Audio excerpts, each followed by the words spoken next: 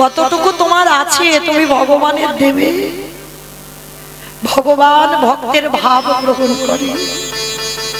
কে কি দিল আমি দেখি নাই গো, কে সোনার থালাই দিল না রূপোর থালাই দিল আমি দেখি। সে আমার নয়ন জলে প্রেম ভরে দিল কিনা, ভক্তি ভরে দিল কিনা, আমি সেইটুকু গ্রহণ। হরি বল হরি বল। হে নয় আমার তুমি তো জানো না, এই জগৎ সংসার মাঝে যদি কেউ প্রেমে ভক্তি ভালোবাসা দিয়ে দিতে পারে, আমার আমার ভগবান সেই ভক্তের ছুটিয়া আসে। হে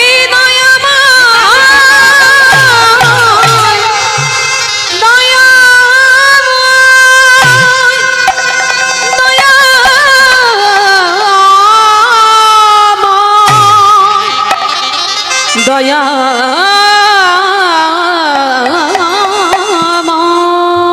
এই জায়গাটা মনে রাখবেন বাবা, নারী কিন্তু ভোগের নয়, নারী সাধনা, নারী আরাধনা, নারী ভজনে। যে যেমন ভাবে নেবে তার কাছে তেমন। কেউ যদি মনে করে নারী শুধু ভোগ করবো ভোগের জন্য, তার কাছে নারী সারা জীবন ভোগে।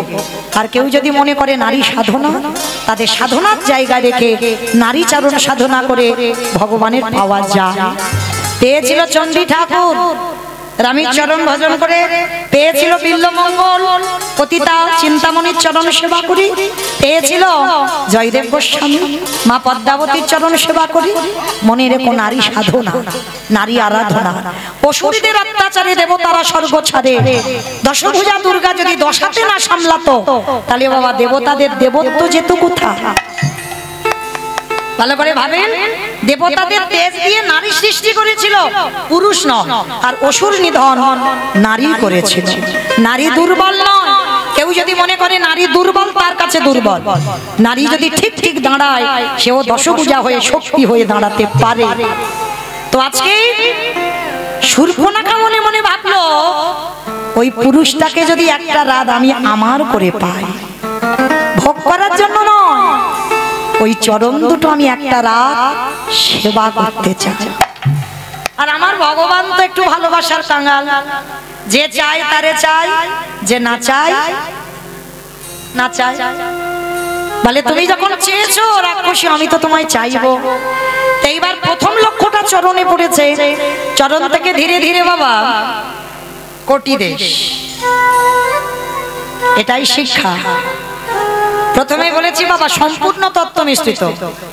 এই যে আপনারা যখন মন্দিরে ভগবানকে দর্শন করেন, ভগবানকে দর্শন করার সময় বলেন তো ভগবানের কোন জায়গাটা আগে দেখেন? ওই দেখো বলে প্রসাদের থালাটা আগে দেখেন। বলে সন্দেশগুলো দিলাম ঠিক ঠিক আছে তো? কারণ ভগবান জীবনের ডালার দিকে দেখে না। কারণ অনেক অনেক ভক্তরা আছে বাবা গুনে গুনে সন্দেশ দেয়, এইটা আমার জন্য, এটা আমার স্বামীর জন্য, এটা আমার ছেলের, এটা মেয়ের, এটা শ্বশুর, এটা শাশুড়ি। ভগবান দেখে না, ও বাবা ওদের তো হিসেবের জিনিস, এতে তো আমি নেই, তাহলে আমি খাবো কেন? ভগবান জীবনে ডালা দেখে না। ভক্ত যারা দেবেন, ভক্ত যারা যাবেন ভগবানকে দর্শন করতে, মনে রাখবেন দেখলে হবে না, সবার প্রথমে ভগবানের চরণ আগে দর্শন করতে হবে। চরণ দেখবার পর কোটি দেশ দর্শন করতে হবে, কোমর, তারপরেই তুমি ভগবানের বদন দর্শন করতে পারবে। যেটা শূর্পণখা আজকে শিক্ষা দিয়েছে দেখে, চরণ, কোটি দেশ, এইবার বদন। আর বদনের দিকে তাকিয়ে আর কিচ্ছু মনে নেই, সব শূন্য হয়ে গেছে। সে যে খাবে সে ভুলে গেছে। ভগবান গিয়ে চোখের কাছে দাঁড়িয়ে বলছে, এই যে যেই না ডেকেছে স্পর্শ করেছে ছুঁচ,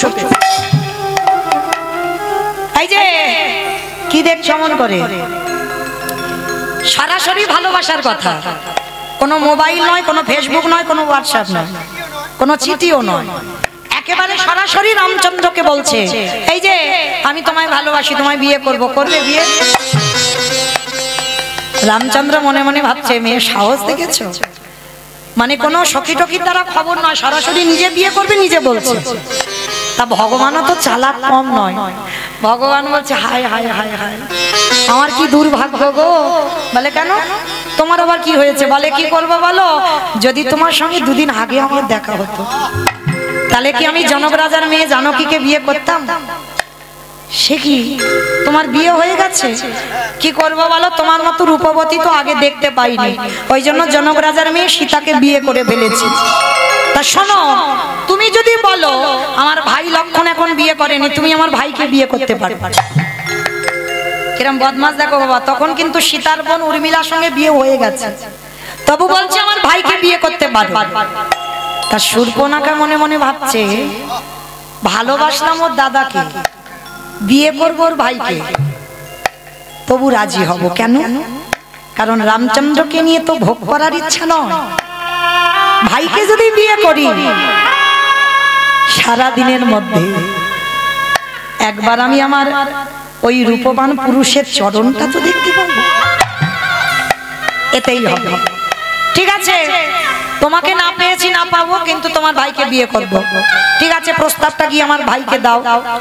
কিন্তু ভাইকে যে প্রস্তাবটা দেবে, কিন্তু কি ঘটনা ঘটবে ওটা ভাইয়ে ভাইয়ে আলোচনা হয়ে গেছে। শূর্পণখা গিয়ে বলছে এই যে লক্ষণের কাছে বলছে আমি তোমায় ভালোবাসি, তোমার দাদা বলল আমি তোমায় বিয়ে করতে চাই।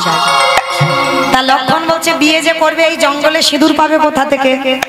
রাক্ষসী তো বলছে চোখ বন্ধ করো। লক্ষণ চোখটা বন্ধ করেছে, একটা হাত এমন বের করেছে মন্দোদরীর ঘর থেকে সিঁদুর চলে। রাক্ষসী তো, তা যেই না সিঁদুর কোটোটা দিয়েছে, এইবার লক্ষণ সিঁদুরটা পরাতে যাবে, শূর্পণখা রমণীকে বলছে এই যে তুমি চোখটা বন্ধ করো। ওমা, তা সিঁদুর মাথায় দেবে, তা চোখ বন্ধ করবো কেন? বলে আরে সিঁদুরটা পরাবার সময় দেখতে নেই, বন্ধ করো। আমার স্মরণ করো একবার সেই দিনের কথা, যেদিন ওই পিড়েতে করে চাগি এনেছিল, আর সামনে একটা কি যেন পাতা মতো ছিল না, বিছুটি পাতা, বিছুটি পাতা, বিছুটি পাতা নাকি দেখেছো? মানে ও বোধহয় বিয়ে থা করেই। হ্যাঁ, সামনে কি পাতা ছিল? পান, পান পাতা ছিল, আর পানের পাতাটা সরিয়ে যখন স্বামীর চোখে চোখ দেয় কি বলে জানো? শুভ দৃষ্টি। বাহ, শুভ দৃষ্টি। আর এই ঘটনাগুলো ঘটে গেল।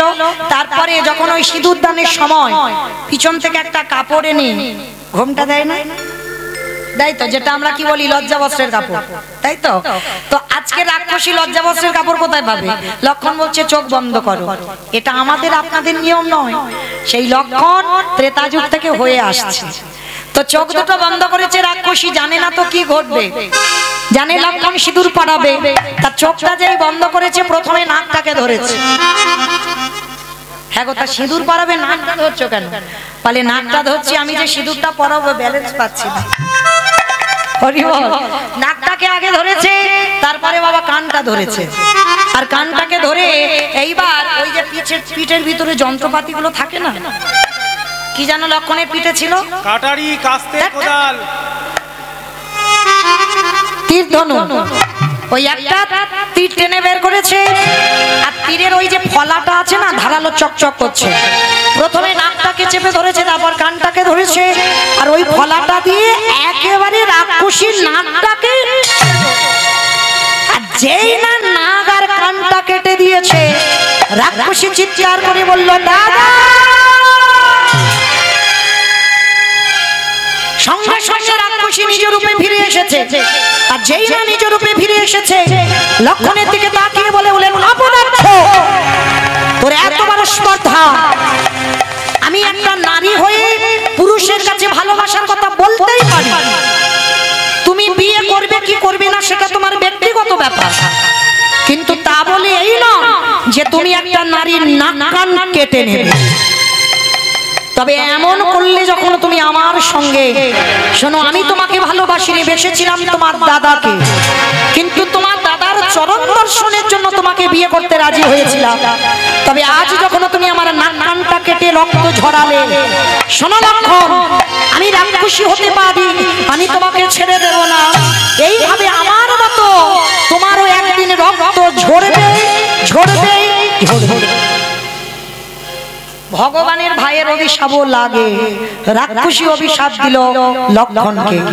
সেই নাক কানটা কেটে মাটিতে পড়লো, লাফাচ্ছে মাটিতে, সেটা লীন হলো না, তার থেকে সৃষ্টি হলো ভাঁড়ের জন্ম। ওই যে খেজুর গাছে বাঁধা হয় ভাঁড়, জন্ম হলো নাক কান দিয়ে রাক্ষসী। আর অভিশাপ দিয়েছিল এই ভাঁড়ে করে আমার দাদা 24 ঘন্টায় 80 ভাঁড় করে মদ খাবে, আর সেদিনে তোর মাথা ফাটাবে, মনে রাখিস। মনে করো মা, সেই রাবণ কুম্ভকর্ণ কলিযুগে হলো জগাই মাথায়। 80 ভাঁড় করে ওই ভাঁড়েতে করে খাচ্ছে, 80 ভাঁড় 24 ঘন্টায়।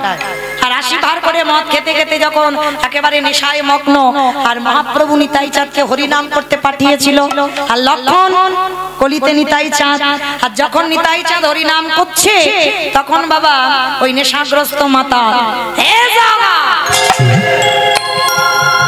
কে বলতো কানের কাছে হরি হরি,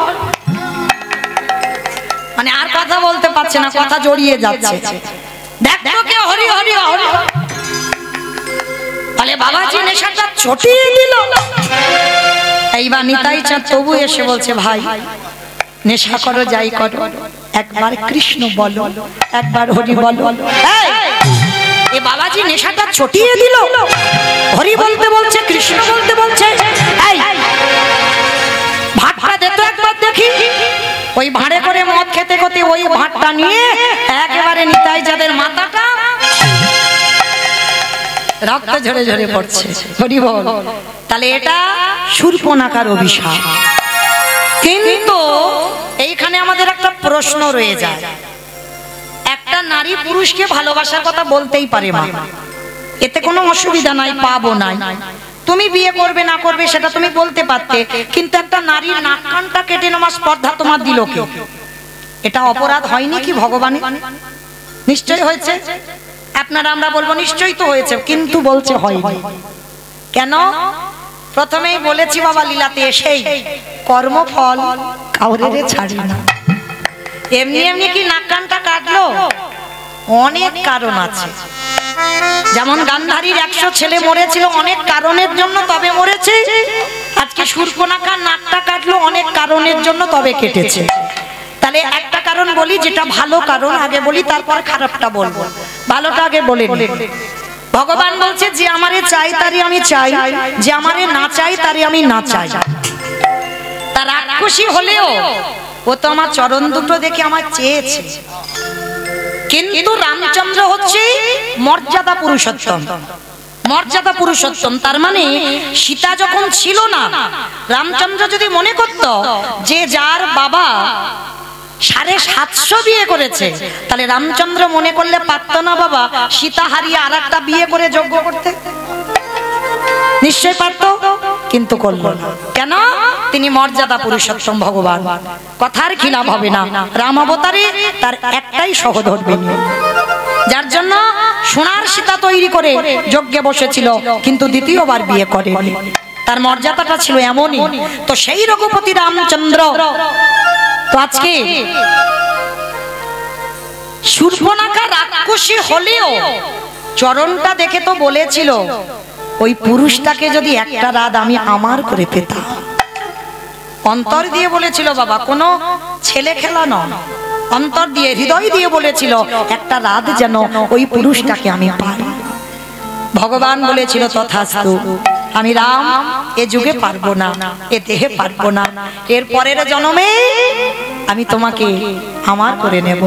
তবে একটা দিন নয়, একটা রাত নয়, আমি 12 বছর তোমার কাছে বন্দী থাকবো। মানে এক যুগ, ভাবতে পারছো? একটা রাতের জন্য ভক্ত চাইলো, ভগবান 12 বছর, এক যুগ হয়ে গেল ভক্তের। সেই শূর্পণখা পরের জন্মে হয়েছিল কুব্জা। কুবজা যারা গ্রন্থ পড়বেন দেখবেন পরের জন্মে কুবজা হয়েছে। কিন্তু নাক কানটা কাটলো কেন? তার একটাই কারণ, এখানে বাবা আমরা এই ডায়মন্ড হারবার এলাকার মানুষ আমরা জানি, গ্রহণ যখন লাগে, সূর্যগ্রহণ বলো চন্দ্রগ্রহণ, আমরা যখন জানতে পারি তখন হাড়িতে যদি অন্ন থাকে, অন্ন সেবা করি, ফেলে দেয়। জলের কলসিতে যদি জল থাকে ফেলে দেয়। আলমারিতে যদি টাকা থাকে ওটাও ফেলে দেয়, ওটাই গ্রহণ লাগে। হ্যাঁ বেশ, গ্রহণ কোথাও লাগবে না, অন্ন ফেলতে হবে না, জল ফেলতে হবে না, কিছু ফেলতে হবে না। গ্রহণের আগেই যদি একটা তুলসী পত্র নিয়ে দিয়ে দাও তাহলে কোথাও তো গ্রহণ লাগবে না। তাহলে আচ্ছা বাবা, হঠাৎ করে গ্রহণের খবরটা এলো কেন? এটাই তত্ত্ব, তলিয়ে ভাবতে হবে। এই গ্রহণের কথা বললাম একটাই কারণ, নাক কানটা কেটে রামচন্দ্র দুটো জায়গায় তুলসী দিয়ে দিল। কেন? কারোর যেন নজর আর না পড়ে। কি গো, ও তো চেয়েছিল আমাকে, আমি হতে পারবো না রাম অবতারে, তার জন্য নাকটা কেটে নেব, কান কেটে নেব। কারণ ও পরবর্তী দিনে যদি কোনো পুরুষের দিকে তাকায়, সে দেখেই বলবে ও বাবা, ও তো নাক নেই কান নেই, আর ওকে বিয়ে করা যাবে না। ভগবান নাক কানটা নিয়ে সারা জীবন ভগবান বুকিং করে আমার করে রেখে দিয়ে, ও যেন জীবনে কারণ না হয়। রাম অবতারে আমি ওকে গ্রহণ করতে পারবো না, কিন্তু ও যেন আর কারণ না হয়, আর কেউ যেন ওই নারীকে আর গ্রহণ না করে, তার জন্য নাক কানটা কেটে নিল। এটা কারণ, এটা ভালো কারণ। আর খারাপ কারণটা কি? এই শূর্পণখা নাম্নী এক অপ্সরা ছিল, নাম্নী এক অপ্সরা। এই অপ্সরা, শোনেন বাবা, এই অপ্সরা কি করেছিল? একদিন দুর্বাসা মুনি গিয়েছিল ইন্দ্রের নৃত্য সভায়। তা যখন গিয়েছিল, নাম্নী অপ্সরা নৃত্য করতো, খুব রূপবতী। আর যারা নর্তকী হয় তাদের গায়ে কত সুবাস, আর যারা যোগী পুরুষ সাধন ভজন করে, জটা ভালো পোশাক নয়, হ্যাঁ, স্নান টান ঠিক হয় না, মানে কেমন মতো দেখতে, দুর্গন্ধ, অনেকদিন স্নান হয় না, জটা থাকে। তো নাম্নী অপ্সরা যেই না দুর্বাসায় এসেছে, না কি গন্ধ বার হচ্ছে গো লোকটার গায়ে থেকে, নাকটা চেপে ধরেছে। দুর্বাসা যেমন তেমন ব্যক্তি নয়, অনুস্বার সন্তান, ব্রহ্মা বিষ্ণু মহেশ্বর সন্তান রূপে অনুস্বার গর্ভে এসেছে, দ্বিতীয় কলেবর হয়ে, তাই না?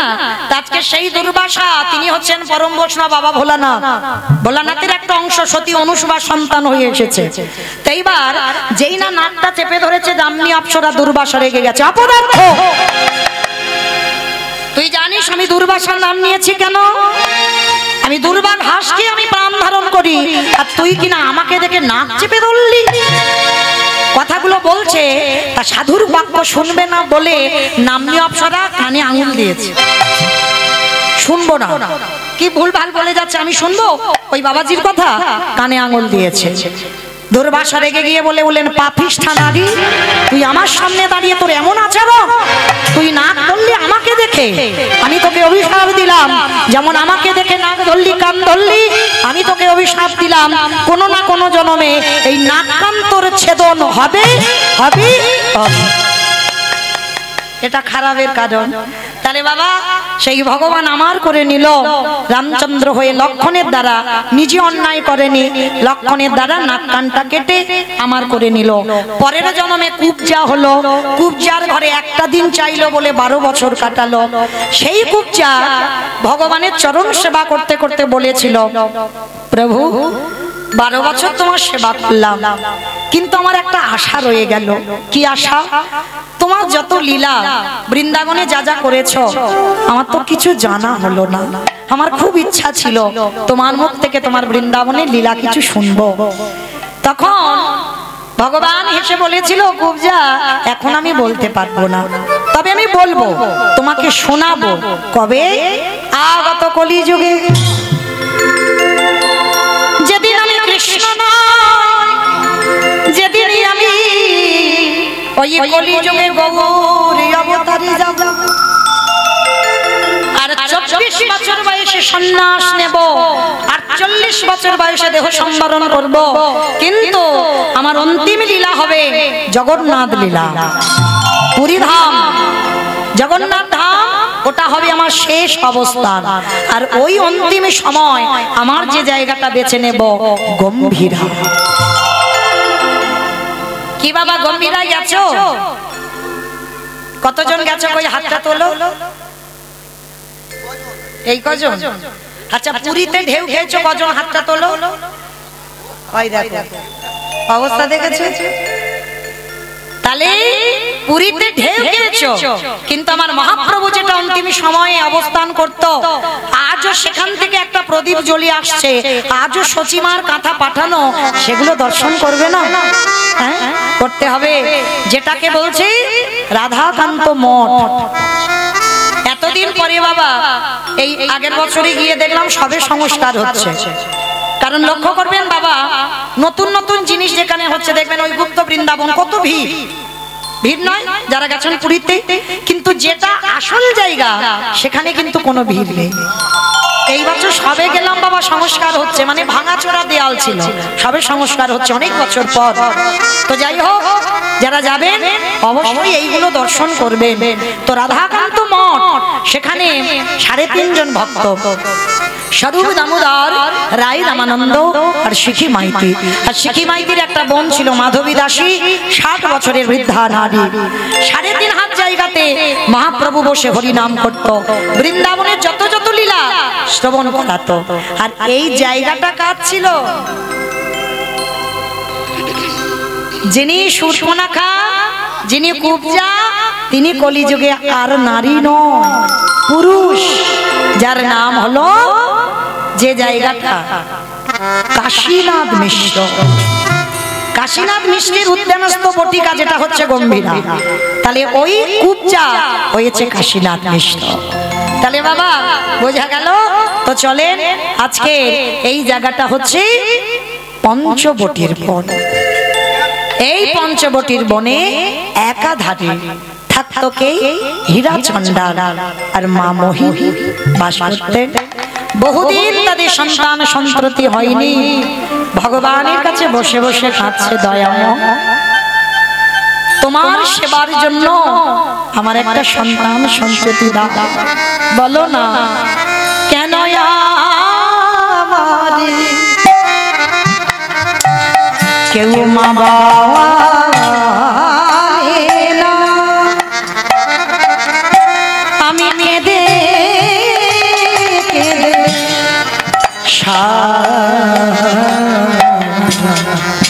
ওকে ধান রাখেন চাহি না আমি,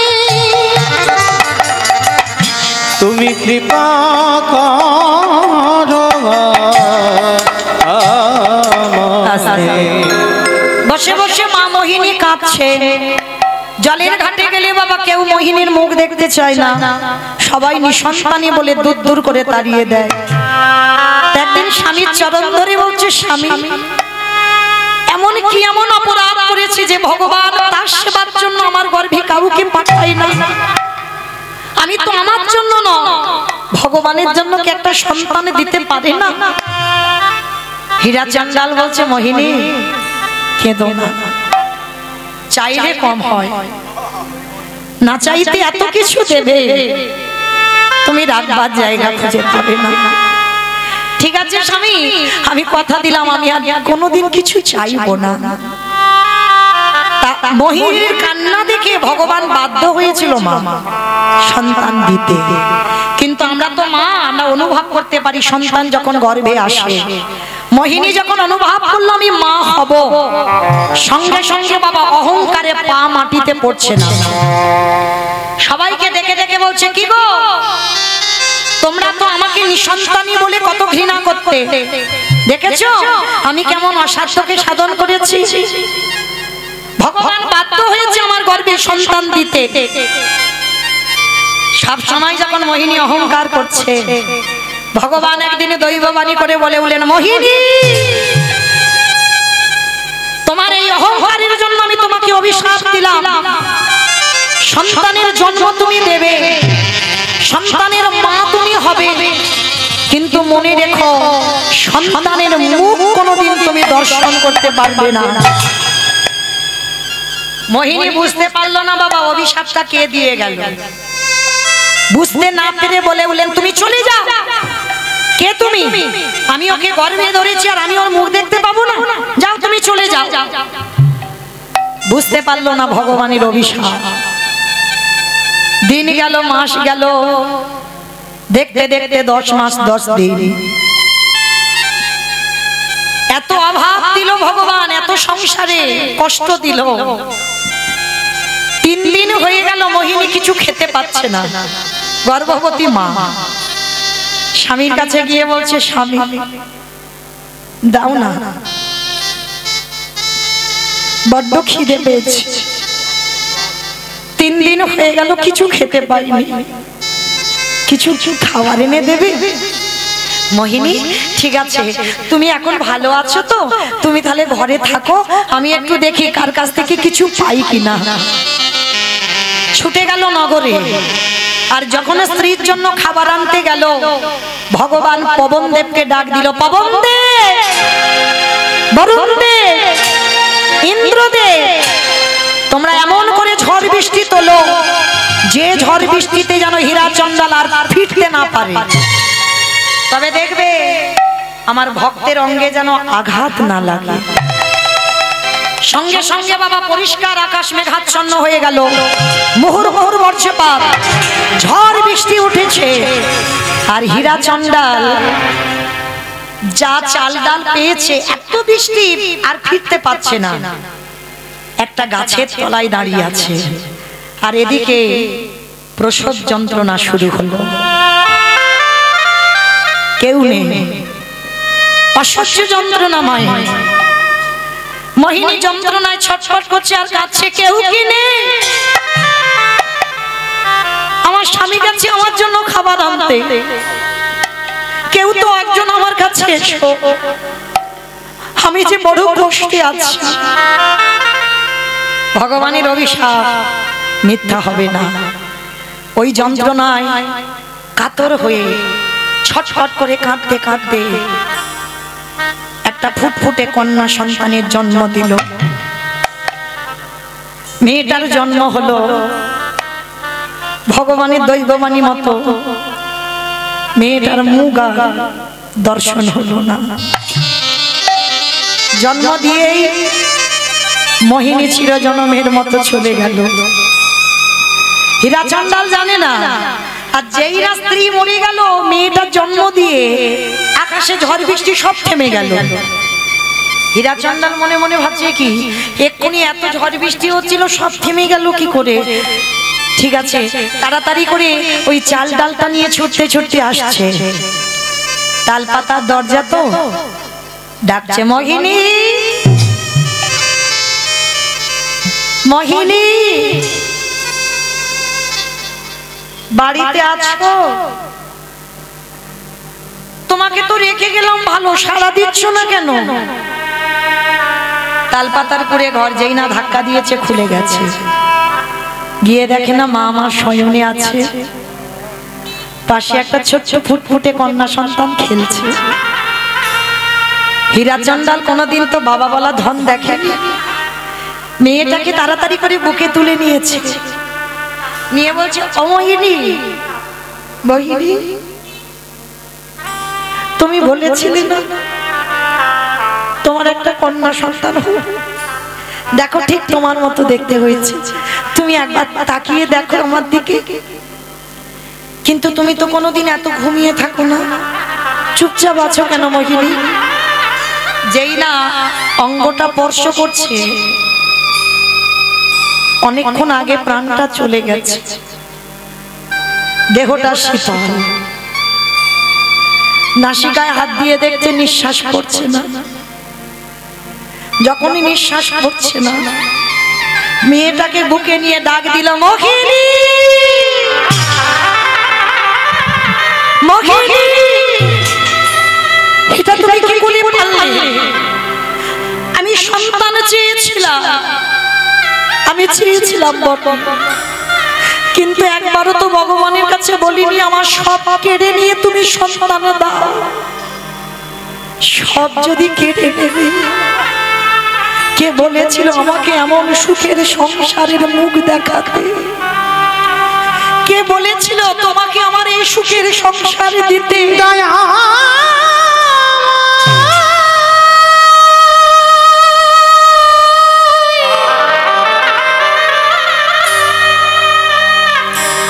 যে জন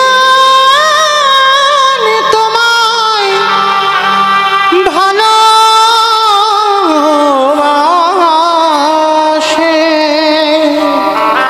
আমি তো তোমার কাছে কোনোদিন কিছু চাই। তারে কি এমনি করে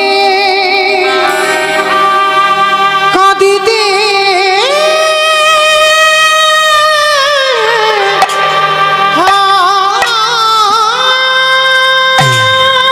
ফিরিয়ে দাও তুমি আমার সুখের সংসার। আমি সুখের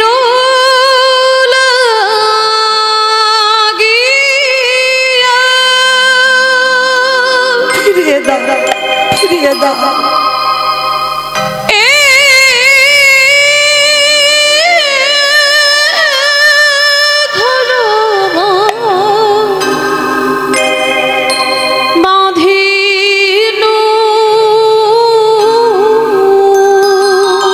কিসের জন্য তুমি আমার সব অন্ধকার করে দিলে?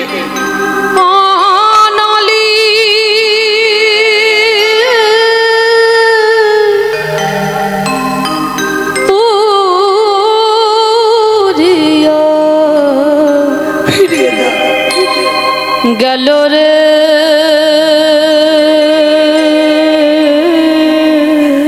আমি তো তোমার কাছে রাত সুখ কোনোদিন কিছু চাইনি, কিছু চাইনি। অনলে পুরিয়া গেল। কিসের জন্য কেড়ে নিয়েছো? ফিরিয়ে দাও। ওই একদিনের বাচ্চাকে আমি কি করে বাঁচাবো? ও কি খাবে তুমি বলে দাও।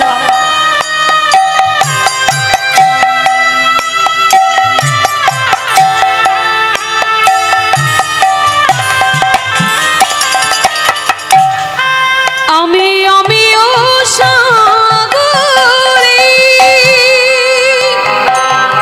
ফিরিয়ে দাও। সেনা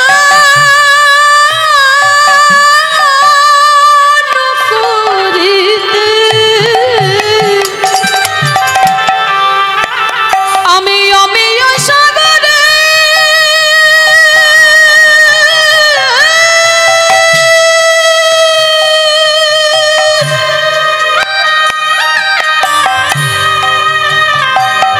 সেনা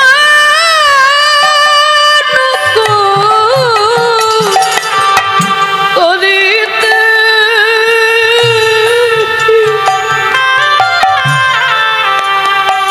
দেখো সকলি গড়লো ভেলো রে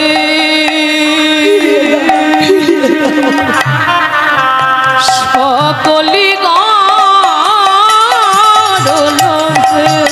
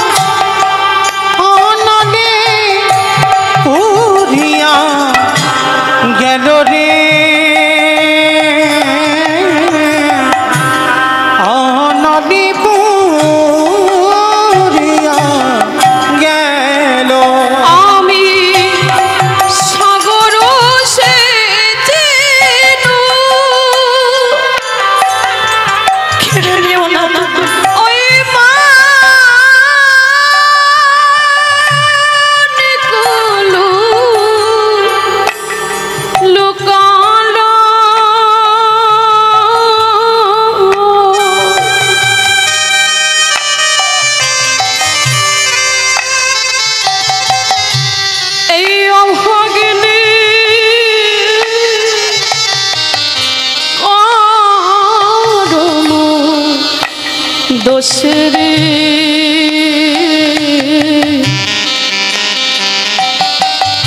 এই অভাগিনীর কারণে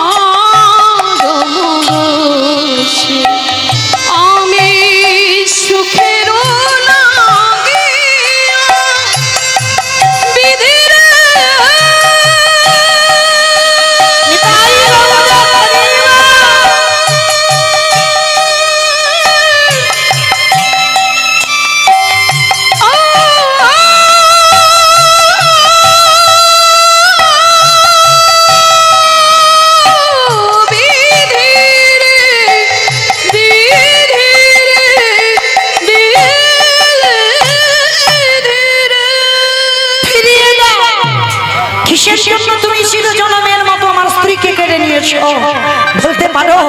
বলতে পারো কি করে আমি একদিনের বাচ্চাটাকে আমি বাঁচিয়ে রাখবো? কারণ তুমি যদি আমাকে কেড়ে নিতে, ওর মাকে রেখে দিতে, তাহলে ছেলেটাকে মানুষ করতে পারত। কি গো মাইরা, সন্তান জন্ম দিয়ে যদি বাবা চলে যায়, মা কিন্তু পারে একটা সন্তানকে বুকে আগলে রাখতে। কিন্তু কোন সন্তান জন্ম দিয়ে যদি মা চলে যায়, মানুষ হবে, মার মতো করে কেউ ভালোবাসবে না। সবাই ভালোবাসে মা, সবাই বাসে, কিন্তু তোমার মার মতো করে নয়। আর যার মা চলে যায়, তার পৃথিবীর এই জগতে চিরজনমের মতো চলে গেল মোহিনী। মেয়েটার কি খাওয়াবে, বসে বসে কাঁদছে, ভগবান থাকতে পারলো না। স্বর্গ থেকে একটা গাভী কামধেনুকে পাঠিয়েছে। আর স্বর্গের কামধেনুর একটা নিয়ম আছে মা, এর কাছে যে যা চায় তাই পায়। সোনা দানা, টাকা পয়সা, মণি মাণিক্য, যে যা চাইবে কামধেনু তাকে তাই দেয়। তাই কামধেনু যখন বাবা এসে দাঁড়িয়েছে, একটা পাত্রে করে নিয়ে যেই না একটা পাত্র রেখেছে, সঙ্গে সঙ্গে পাত্রটা ভর্তি হয়ে গেছে, দুগ্ধ দহন করতে হয়। গাভী, তুই এত ভালোবাসিস, আয়। গাভীটা প্রতিদিন সময় মতো আসে আর মেয়েটাকে দুধ দেয় আর চলে যায়। প্রতিদিন, ও ডাকতে হয় না, সময় মতো আসে স্বর্গ থেকে আর দুধ দেয়, চলে যায়। দেখতে দেখতে মেয়েটার বয়স দাঁড়ালো 6 বছর। তা বাবা হীরাচন্দাল বলছে, মারে আমার বলতে যা কিছু আছে সবরই, আমার বলতে যা কিছু আছে সবরই। মেয়েটার নাম রেখেছিল সবরী। ছোট মেয়ে, ছোটবেলা থেকে বাবা শেখাচ্ছে, মা একটা কথা মনে রাখবে, যা কিছু খাবি আমার প্রভুকে দিয়ে খাবি। কেমন? যা কিছু খাবি আগে আমার প্রভুকে দিবি, তারপরে খাবি। বাবা ছোটবেলা থেকে মেয়েটাকে ধর্মের শিক্ষা দিয়ে গেছে। তো আজকের মেয়েটা ঘরে ঘুমাচ্ছে, বাবা ভগবান মনে মনে চিন্তা করছে, ভক্ত তো দিব্যি বড় হচ্ছে, ওর মাকে কেড়ে নিলাম, এবার বাবাকে তো নিতে হবে, বেশি দিন আর রাখা যাবে না। হঠাৎ দৈব দুর্ঘটনা, 3 দিনের জ্বরে হীরাচন্দালের মৃত্যু হলো।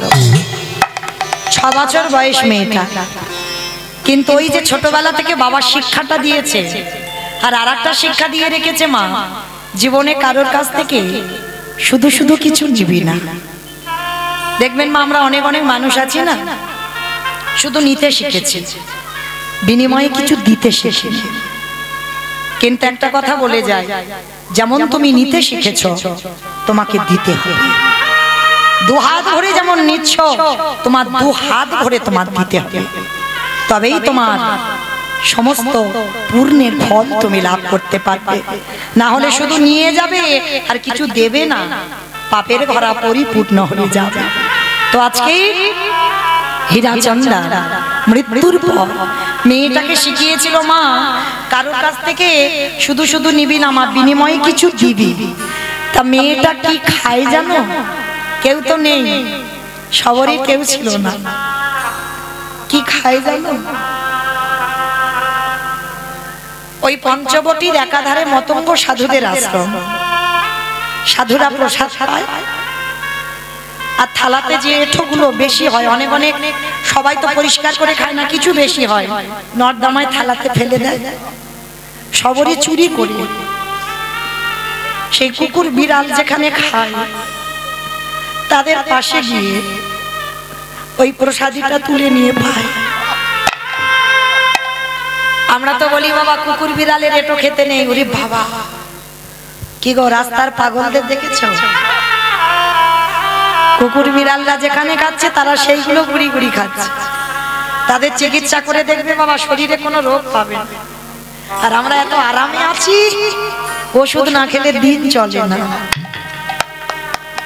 এটাই হয়, রাখে হরি মারে কে, মারে হরি রাখে কে। ভগবান চরণে বিশ্বাস রাখতে হবে। রাখলে তুই রাখবি, মারলে তুই মারবি। এটা যার মধ্যে এসে যায় তার জগতে কোনো কষ্ট থাকে না বাবা। এইটা মেনে নিতে হবে। রাখলে তুই রাখবি, মারলে তুই মারবি, এটা তো কারোর মধ্যে নেই। কারো এখানে যারা দাঁড়িয়ে আছেন, বসে আছেন, আমি কীর্তনিয়া সম্প্রদায়, কারোর এই বিশ্বাসটা নেই। যদি থাকতো তাহলে প্রতিনিয়ত সুগার আর থাইরয়েডের ওষুধ খেতে হতো, তাহলে ভগবানের চরণ ধরে পড়ে থাকতাম। রাখলে তুই রাখ, মারলে তুই মার। হ্যাঁ, এই বিশ্বাস কারণ নেই।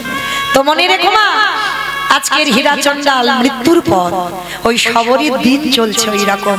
তো একদিন সবরীর বিবেক বলল, আচ্ছা আমি যে এই এঁঠোগুলো খাচ্ছি এটা তো পাপ হচ্ছে, কারণ আমি তো তাদেরকে বলে খাচ্ছি না, আর আমি যে খাচ্ছি আমি তো বিনিময়ে কিছু দিচ্ছি না। তাহলে আমার বাবা বলেছে শুধু নিলে হবে না, দিতে হবে। কিন্তু আমি কি দেব বলো? আমার তো কিচ্ছু নেই। আমার কেউ, আমি চণ্ডালিনী, আমি ছোট জাত বলে আমার কেউ খেতে দেয় না, ঘৃণা করে। দয়াময়, তুমি নিজ কুলে জন্ম দিয়েছো আমার, জানি না কোন জন্মের কুকর্মে আজ আমার চণ্ডাল কুলে জন্ম হয়েছে। তবে আমি চুরি করে সাধু সেবা করব, চুরি করে করব। ওমা, চুরি করে সাধু সেবা করা যায়? সবরই করেছিল চুরি করে সাধু সেবা। সাধুরা যখন ঘুমিয়ে পড়তো আর সবরই দিনের বেলা বাড়িতে থাকতো, আর প্রতিদিন রাত্রিবেলা সবরই কি করে জানো? একবারে বলে,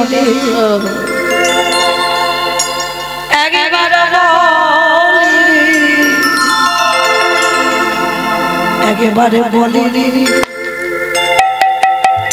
আমার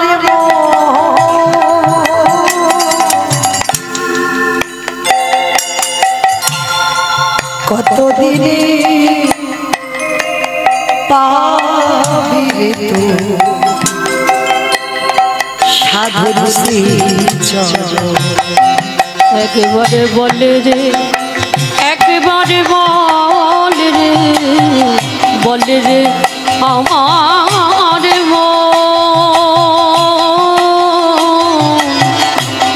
কতদিনে পাবি রে তুই সাধুর শ্রীচরণ। কতদিনে পাবি রে তুই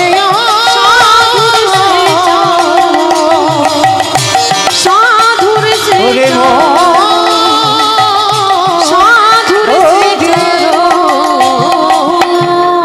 সারাদিন বাড়ি থাকে আর রাত্রিবেলা করে জঙ্গলে যায়, শুকনো শুকনো কাঠ কুড়ায়, কাঠগুলো নিয়ে সাধুদের রান্নাঘরে দেয়। আর সাধুরা তো জানে না, ভাবে অন্য কেউ গুড়িয়ে রেখেছে, আর ওই জ্বালানি কাঠে তারা রান্না করে প্রসাদ পায়। আর এতেই সবরই চুরি করে সাধু সেবা হয়ে যায়। একদিন সাধুরা বলা বলি করছে, হ্যাঁ রে, এত এত ভালো ভালো কাঠ কে জোগাড় করে দেয় রে? বলে দাঁড়া, আজকের আমরা হাতে নাতে ধরবো। সমস্ত সাধুরা জেগে বসে আছে, আর সবরই রাতের অন্ধকারে ওই কাঠের বোঝাটা নিয়ে গুটি গুটি পায়ে গিয়ে, ছোট 6 বছরের মেয়ে তো, কাঠের বোঝাটা নিয়ে সাধুদের রান্না করে দুম করে, আর যেই না ফেলেছে সঙ্গে সঙ্গে সাধুর দলেরা ওই মেয়েটার হাতটা ধরেছে। কে তুই? কোথায় বাড়ি? তো থাকিস কোথায়? নাম কি? বাবা মাকে? বাড়ি কোথায়? তার মানে তুই রোজ রোজ এই জঙ্গলের কাঠগুলো দিয়ে যাস। কে তুই? ছোট্ট মেয়ে মাথা নিচু করে বলছে, আমি শবরী। ও, তুই সেই হীরা চণ্ডালের মেয়ে না? তুই সেই ছোট জাতের মেয়ে না? ছি ছি ছি ছি ছি ছি ছি গো, আমাদের জাত চলে গেল। ছোট জাতের মেয়ে, নিচ জাতের মেয়ে, মেলচ্ছ জাতি, আজকে তোর জ্বালানি করা কাঠে আমরা রান্না করে প্রসাদ খাই। দেখাচ্ছি মজা তোর, দাঁড়া। শবরী মাথা নিচু করে হাত জোড়ো করে বলছে, বাবা ঠাকুর, তোমরা যে এত করে আমাকে বলছো আমি ছোট জাত ছোট জাত ছোট জাত, আচ্ছা আমার ভগবান তো কোনোদিন জাত জাত করেনি। আমার ভগবান তো বলেছে, মুচি হয়ে সুচি হয় যদি কৃষ্ণ ভজে, সুচি হয়ে মুচি হয় যদি কৃষ্ণ তত। আমি ছোট জাত তো কি হয়েছে, আমার কি অধিকার নেই আমি ভগবানের ভালোবাসতে পারি না? ছোট্ট মেয়েটার কথা শুনে বলছে, এইটুকু মেয়ে তোর কাছ থেকে আমরা জ্ঞান অর্জন করবো? দেখাচ্ছি মজা, দাঁড়া। ওই জ্বালানি কাঠ টেনে নিয়ে শবরীকে মারছে, দূর হয়ে যা, বেরিয়ে যা। দয়ামা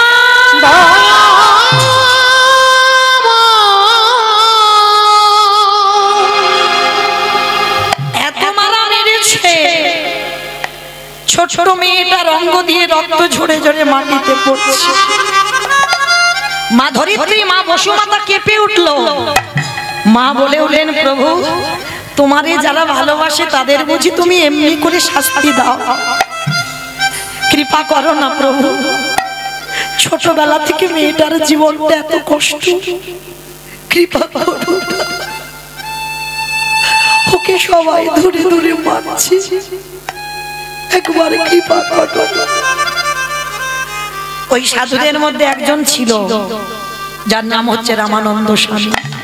রামানন্দ স্বামী ছুটে এসে মেয়েটাকে বুকে জড়িয়ে ধরেছে। দাঁড়াও দাঁড়াও দাঁড়াও, তোমরা মেরো না গো, ওইটুকু বাচ্চা মেয়ে, এত মার মারলে ও তো মরে যাবে, মেরো না। মেয়েটাকে বুকে জড়িয়ে ধরেছে। চল। আচ্ছা মা, এত কাঁদে, এত ভক্তি মেয়েটা, কৃপা হচ্ছে না কেন? এখনো দেহটা শুদ্ধ হয়নি। নদীর ঘাটে, এ ঘাট থেকে ও ঘাটে যেতে গেলে বাবা নৌকাতে তো চাপতে হবে, তবে তো তুমি নদীর এ ঘাট থেকে ও ঘাটে যেতে পারবে।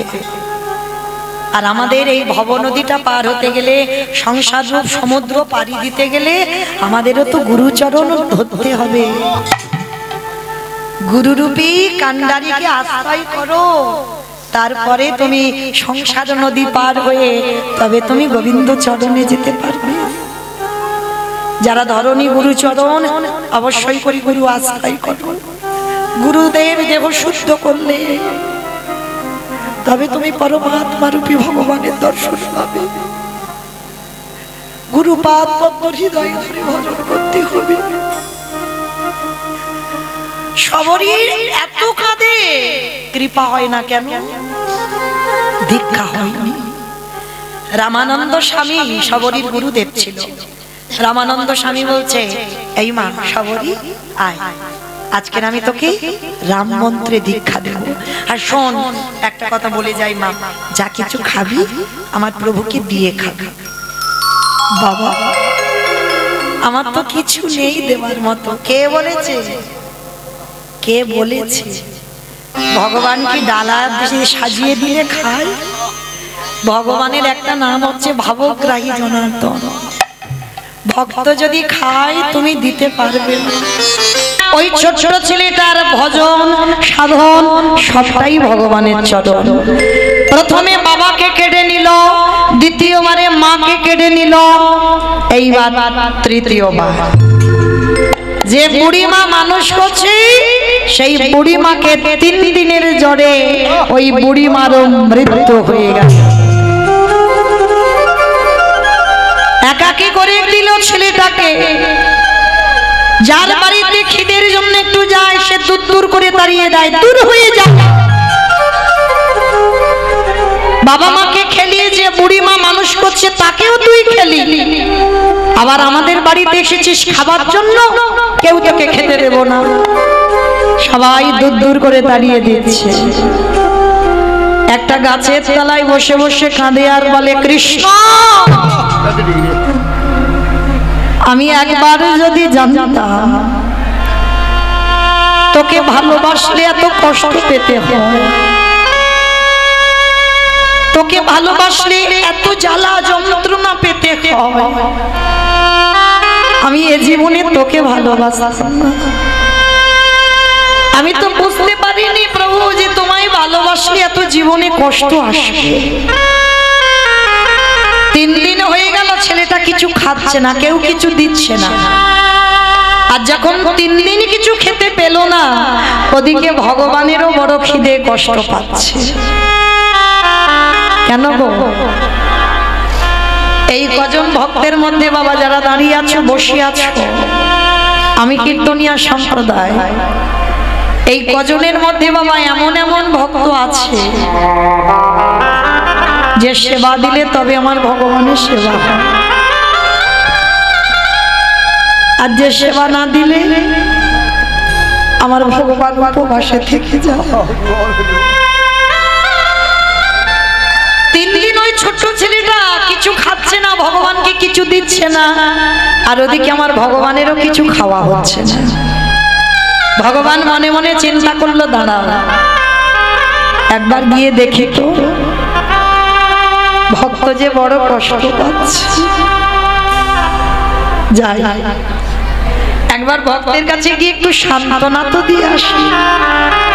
ভগবান একটা বৃদ্ধ বৈষ্ণবের রূপ ধারণ করেছে, কারণ মনে রাখতে হবে মা, আমরা সেই সৌভাগ্য অর্জন করিনি যে ভগবান সাক্ষাৎ এসে দেখা দেবে। ভগবান ছদ্মবেশে আসবে, আর যে রূপে এসে দাঁড়াবে, যে রূপে তুমি দেখলে ঘৃণা বোধ করবে। ওই জন্য ভগবান বলছে আগে মানুষ হয়ে মানুষকে ভালোবাসতে শেখ। মানুষকে কোনোদিন ঘৃণা করতে নেই বাবা, মানুষের কর্মটাকে ঘৃণা করো। অনেক ঘৃণ্য কর্ম আছে, কর্মটাকে ঘৃণা করো, কিন্তু কোনো মানুষকে ঘৃণা করো না। তো আজকে ছোট্ট ছেলেটার গতি দেখো কেমন, বসে বসে গাছতলায় কাঁদছে, আর খিদের জ্বালায় সবার বাড়িতে গেছে বলে মেরে সবাই তাড়িয়ে দিয়েছে। অঙ্গ থেকে রক্ত ঝরে ঝরে পড়ছে, আর এদিকে ভগবান আমার একটা বৃদ্ধ বৈষ্ণবের রূপ ধরে গেছে। এই এই ছেলে, এদিকে আয়। কে গো তুমি? কোনদিন তো তোমায় আমি এখানে দেখিনি, কে তুমি?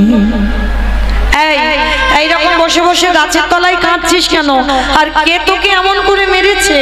তোর সর্বঙ্গ দিয়ে রক্ত ঝরে ঝরে পড়ছে, তাদেরকে হৃদয়ে মায়া দয়া নেই, তোকে এত মারা মেরেছে। তা যাক, ভগবান বৈষ্ণব সেজে বলছে, এই ছেলে আমায় দুটো খেতে দিবি বাবা? 3 দিন হয়ে গেল ঘুরে বেড়াচ্ছি, কেউ আমায় খেতে দেয়নি, আমায় একটু খেতে দিবি? হায় রে, যার আছে ভগবান তার কাছে যায় না, আর যার কিছু নেই ভগবান তার কাছে গিয়ে হাত পেতে ধরা। কারণ বাবা যার আছে তো সে দেয় না, ভগবান যাবে কি করে? আর যার কিছু নেই সে দেবার জন্য কাঁদে। আজকের এসে দাঁড়িয়েছে ভগবান অতিথি রূপে, দেনা বাবা কিছু খেতে। হ্যাঁ গো, তুমি আমার কাছে চাইছো? তুমি জানো তোমাকে দেওয়ার মতো আমার কাছে কি আছে? আমার জন্মের আগে আমার বাবাকে খেয়েছি, জন্ম দিতে গিয়ে আমার মাকেও আমি খেয়ে নিলাম, যে বুড়ি মা মানুষ করলো তাকেও খেয়ে নিলাম। আর যার বাড়িতে যাই সে দূর দূর করে দাঁড়িয়ে দেয়, বলে আমার লক্ষণ ভালো নয়, আর যার বাড়িতে যাব তার বাড়ি নাকি ধ্বংস হয়ে যাবে। ওই জন্য সবাই মিলে মেরে আমায় বাড়ি থেকে বের করে দিয়েছে। আমি তোমায় কি দেব বলো? আমার কাছে তো কিচ্ছু নেই। ভগবানের চোখে এলো জল। এরকম ভক্ত আছে।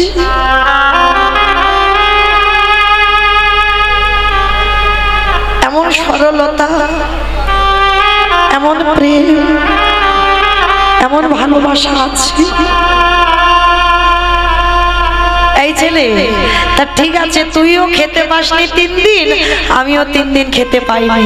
তাহলে একটা কাজ কর, তোর খাবারের একটা দিশা আমি বলে দিই।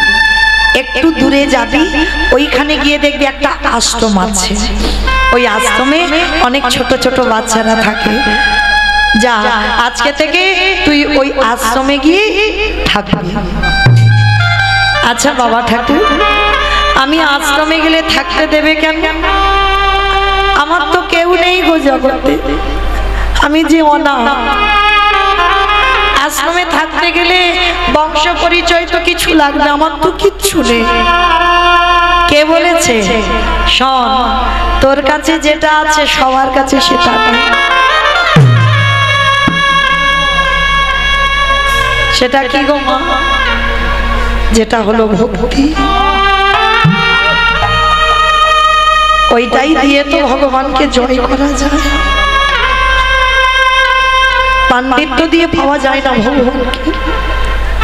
পাণ্ডিত্য দিয়ে যদি পাওয়া যেত বাবা, তাহলে নিমাই নবদ্বীপের মাটিতে পণ্ডিত হয়ে সবকিছু ত্যাগ করে সন্ন্যাস হতো না। নিমাই যখন দেখলো আমার মধ্যে পাণ্ডিত্য এসেছে কিন্তু আমার মধ্যে ভক্তি নেই, পাণ্ডিত্য এলেই বাবা হৃদয়ে একটু অহংকারের দানা বাঁধবে। ওই জন্য পাণ্ডিত্য থাকলে ভজন হবে না, পাণ্ডিত্য এলেই তোমার ভক্তি চলে যাবে। যার জন্য নিমাই যখন বুঝতে পেরেছিল বাবা সবকিছু পাণ্ডিত্য ত্যাগ করে দিয়ে সব ছেড়ে দিয়ে চলে গেল। হা কৃষ্ণ, প্রাণ কৃষ্ণ বলে কেঁদে বেড়াল। আজকে ছেলেটাকে বুঝিয়ে দিয়ে ভগবান কিছুক্ষণ পরে অন্তর্ধান হয়ে চলে গেল। আর ওই ছোট ছেলে ছুটতে ছুটতে গিয়ে ওই আশ্রমটা ছিল গুরু রামানন্দ ঠাকুরের আশ্রম। আর একেবারে রামানন্দের চরণে পড়ে একেবারে আছাড় খেয়ে পড়ে ডাকলো, গুরুদেব। আয় আয়, কে তুই? আমার পা দুটো জড়িয়ে ধরে কাঁদছিস কেন? নাম কি? থাকিস কোথায়? বাবা মাকে? বাড়ি কোথায়? অনেক প্রশ্ন। ছোট্ট ছেলেটার একটাই উত্তর, আমি অনাথ, আমার কেউ নেই। এই জন্য আমার পা দুটো জড়িয়ে ধরলি? হ্যাঁ রে বাবা, আমার আশ্রমে থাকতে গেলে কিছু নিয়ম আছে। ভালো গুরুদেব, আমায় কি করতে হবে? আমি করব। শোন, আমার এই গুরু আশ্রমে থাকতে গেলে তাকে মুষ্টি ভিক্ষা করতে হবে। আমার মুষ্টি ভিক্ষার একটা নিয়ম আছে। এই যে আমাদের শরীর যতক্ষণ চলবে ততক্ষণ বাড়িতে বাড়িতে ভিক্ষা করতে পারবো, কিন্তু এই যে মুষ্টি ভিক্ষাটার নিয়ম রামানন্দ স্বামী মাত্র 3টে বাড়ি। আর 3টে বাড়ির ভিতরে গেলে হবে না, তুমি রাস্তা দিয়ে যাবে, তোমার কাঙাল বেশ দেখে, তোমার ওই পাগল মনে করে গেরুয়া পোশাক দেখে কেউ যদি বাড়ির বাইরে এসে তোমার 1 মুষ্টি ভিক্ষা দেয়, ওই রকম 3 মুষ্টি ভিক্ষা, 4 মুষ্টি নিলে হবে না, 3 মুষ্টি ভিক্ষা এনে আমার প্রভুর জন্য রন্ধন করে দিতে হবে। কিরে ছেলে, পারবি? পারবো, পারবো গুরুদেব। তবে শোন, যদি কোনোদিন অন্যথা হয় সেদিন কিন্তু আমি গলা ধাক্কা দিয়ে আশ্রম থেকে বের করে দেব। ঠিক আছে গুরুদেব, আমি কথা দিচ্ছি কোনোদিন আমার ভুল হবে না, আমি প্রতিদিন মুষ্টি ভিক্ষা করব। আশ্রয় পেয়ে গেল। আর যেই না গুরুদেবের আশ্রয়ে পেয়ে গেল, ভগবান মনে মনে চিন্তা করলো, প্রথমে ওর বাবাকে কেড়ে নিলাম, দ্বিতীয়বারে ওর মারে কেড়ে নিলাম, তৃতীয়বারে যে বুড়িমা মানুষ করলো তাকেও কেড়ে নিলাম, এইবার চতুর্থবার দেখি এইবার কি করে। মনে রেখো বাবা, যারা কৃষ্ণ ভক্ত হবে তাদের কোনোদিন দুঃখে শেষ হবে না। একটার পর একটা বাবা লাগাতার লেগে থাকবে, দুঃখ কষ্ট ব্যথা বেদনা। তারা জীবনে খুব সুখী হবে না। কেন জানো? অতিরিক্ত সুখ যদি তোমার মধ্যে এসে যায়, তুমি কৃষ্ণ ভুলে যাবে। কষ্ট পাবে, যত ব্যথা বেদনা পাবে, তত কৃষ্ণ তোমার কাছে থাকবে। হরি বল, হরি হরি বল। তো আজকে ছেলেটাকে কিভাবে বাবা কষ্টি পাথরের মতো ঘষে নিচ্ছে দেখো। ছেলেটা প্রতিদিন মুষ্টি ভিক্ষা করে। আর জানো মা, ওই গ্রামে এক জমিদার মার বাড়ি, প্রতিদিন ওই ছেলেটাকে ডাকে। সে মায়ের কোনো সন্তান নেই, কিন্তু একদিনও ছেলেটা যায় না, কারণ আদেশ আছে তো গুরুদেবের, কারোর বাড়ি অযাচিত ভাবে কিছু নেওয়া যাবে না। কিন্তু ভগবান আজকের পরীক্ষার মুখে ফেলেছে। কিরকম? ভগবান ডাক দিল, পবন দে, বরুণ দে, ইন্দ্র দে, যাও তোমরা এমন করে ঝড় বৃষ্টি তুলবে, ওই ঝড় বৃষ্টিতে যেন আমার ভক্ত আর আশ্রম থেকে বেরোতে না পারে। তারপরে দেখো কি হয়।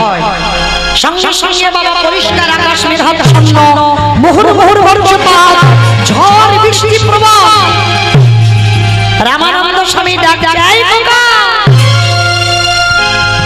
এখনো এখানে বসে আছিস, তুই মাধুকরিতে যাবি না? গুরুদেব, এত ঝড় বৃষ্টি, এই বড় বড় গাছ ভেঙে পড়ে যাচ্ছে, আর এই ঝড় বৃষ্টিতে কি আমায় দেখতে পাবে, কি আমায় মুষ্টি ভিক্ষা দেবে? গুরুদেব আপদার্থ, আমি তোকে বারবার বলেছিলাম গুরু বাক্য লঙ্ঘন করা যাবে না, তোকে রোজ মুষ্টি ভিক্ষা করতে হবে। যাচ্ছি যাচ্ছি গুরুদেব, তুমি বকো না, আমি এক্ষুনি যাব। ওই ঝড় বৃষ্টি বাদল মাথায় নিয়ে ছেলেটা বেরিয়ে পড়ল। আর যখন প্রচুর ঝড় বৃষ্টি হয় মা, কেউ কি বাড়ি থেকে বেরোয়? সারা গ্রাম ঘুরছে, কেউ এক মুষ্টি ভিক্ষা দিচ্ছে না। ঝড় বৃষ্টিতে তো সবাই বাড়িতে আছে, কে দেবে? হঠাৎ বাবা ওই ছোট্ট ছেলেটার মনে পড়ে গেল, গুরুদেব তো ঘরে আশ্রমে আছে, গুরুদেব তো দেখতে পাচ্ছে না। আমি একটা কাজ করি, ওই গুরু, ওই যে জমিদার মা প্রতিদিন আমাকে ডাকে সন্তান স্নেহে, আজকের ওই জমিদার বাড়িতে যাব। আর জমিদার বাড়িতে গিয়ে কিছু জিনিস অযাচিত ভাবে আমি চেয়ে আনব। আর গুরুদেব তো জানে না, উনি কি আর দেখতে পাবে? আর আমি সেটা রন্ধন করে গুরুদেবকে দিয়ে দেব। এটাই ছিল বাবা সব থেকে বড় ভুল। এ ছেলে তো বুঝে উঠতে পারিনি রামানন্দ যোগী পুরুষ। আশ্রমে বসে থাকলে কি হবে বাবা? চোখ দুটো বন্ধ করলে ত্রিনয়নে বাবা সব কিছু দেখতে পেয়ে যায়। সেইটা ওই ছেলেটা বুঝতে পারলো না, অযাচিত ভাবে জমিদার মার কাছ থেকে অনেক চাল ডাল নিল। আর চাল ডালের পুটলিটা নিয়ে আশ্রমে ফিরে এসে রন্ধন করে যেমন গুরুদেবকে দেয় গুরুদেবকে দিয়েছে। আর গুরুদেব যেমন ভোগ লাগায় আজকে ঠিক সেইভাবে ভোগ লাগাচ্ছে। আসন পেতে দিয়েছে, ডালাটা নিবেদন করেছে, আর নিজেই দুয়ারে বসে ধ্যানাযোগে দেখতে পাচ্ছে যে ভগবান প্রতিনিয়ত আসনে বসে দেখতে পায় রামানন্দ নিজের চোখে, যে প্রভু আসনে বসে প্রসাদ পাচ্ছে। কিন্তু আজকে রামানন্দ স্বামী দেখছে ভগবান আসনে বসে প্রসাদ পাচ্ছে। এ কি হলো? তবে কি আমার এই প্রসাদের থালাতে কোনো ত্রুটি হলো? ফেলে দিয়েছে, ওটা বাদ দিয়ে নতুন করে আবার পারস সাজিয়েছে, সাজিয়ে আবার নিবেদন করেছে।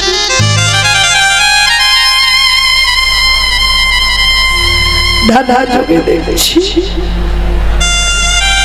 ভগবান আসনে বসছে। দৈব মানে করলো রামানন্দ, তুমি প্রতিদিন মুষ্টি ভিক্ষা দাও বলে আমি তোমার আশ্রমে প্রসাদ পাবো, কিন্তু আজকে তোমার শিষ্য ঘোর অন্যায় করে ফেলেছে। আজকে তোমার শিষ্য অযাচিত ভাবে লোকের বাড়ি থেকে হাত পেতে চেয়েছে, আর এই লোকের বাড়িতে হাত পেতে চেয়ে যে আমার সেবা দেয় আমি সে প্রসাদ তো কোনোদিন গ্রহণ করি না। শোনো রামানন্দ, তুমি মুষ্টি ভিক্ষা দাও বলে আমি তোমার আশ্রমে প্রসাদ পাই। আর আজকে থেকে আমি তোমায় বলে রাখলাম, আজকের পর থেকে কোনোদিন তোমার এই আশ্রমে আমি প্রসাদ পাবো না, পাবো না, পাবো না। গুরুদেব রাগান্বিত হয়ে ছেলেটাকে ডাক দিয়েছে, এদিকে আয়, আগে শিগগিরই এদিকে আয়। সত্যি করে বল, তুই মুষ্টি ভিক্ষায় গিয়েছিলিস? বাবা, যারা দেখবেন ছোট বাচ্চা তারা মিথ্যা কথাটা আগে বলে না, সত্যিটা আগে বলে ফেলবে, তারপরে মিথ্যা বলবে। যেই না গুরুদেব চেপে ধরেছে, শিষ্য এসে বলছে, গুরুদেব, গুরুদেব জানো আজকের এই ঝড় বৃষ্টিতে আমি তো কোথাও যেতে পারিনি, কেউ তো আমায় দেখতে পাইনি। আর জানো গুরুদেব, আমি এক জমিদার বাড়িতে গিয়েছিলাম, আর সেই জমিদার মা আমাকে অনেক ভিক্ষা দিয়েছে। জানো গুরুদেব, আমাকে আর এক সপ্তাহ ভিক্ষায় যদি না যায়, আমাদের আশ্রমে কোনো অসুবিধা হবে না। অপদার্থ, তোর এত বড় স্পর্ধা, তুই গুরু বাক্য লঙ্ঘন করলি। আমি তোকে বলেছিলাম আমার আশ্রমে সেবা দিতে গেলে মুষ্টি ভিক্ষা লাগবে, তুই ভুলে গেলি আমি যোগী পুরুষ, আমি মুষ্টি ভিক্ষা দিয়ে সেবা দিই বলে প্রভু সেবা পাই। আজকে তোর মতো শিষ্যের জন্য আমার ভজন নষ্ট হয়ে গেল, তোর মতো শিষ্যের জন্য আমার প্রভু আর আশ্রমে প্রসাদ পাবে না। বেরিয়ে যা, এক্ষুনি আমার এই আশ্রম থেকে দূর হয়ে যাবে। চরণটা গুরুদেবের জড়িয়ে ধরেছে। গুরুদেব, গুরুদেব আমাকে মারো, আমাকে মারতে মারতে তুমি মেরে ফেলে দাও, কিন্তু তুমি চরণ ছাড়া করো না। পাটা ছেড়ে দে, পাটা ছেড়ে দে বলছি, পাটা ছেড়ে দে। মানল সজোরে একটা শিষ্যের পিঠে লাথি।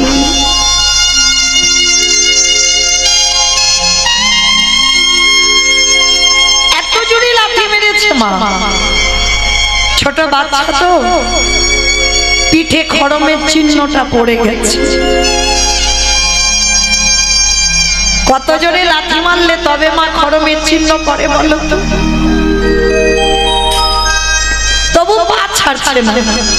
গুরুদেব, তুমি আমায় মারো, আমায় মারতে মারতে তুমি মেরে ফেলে দাও, এই আশ্রমে আমি প্রাণ হারাবো, কিন্তু তোমার চরণ ছাড়া করো না।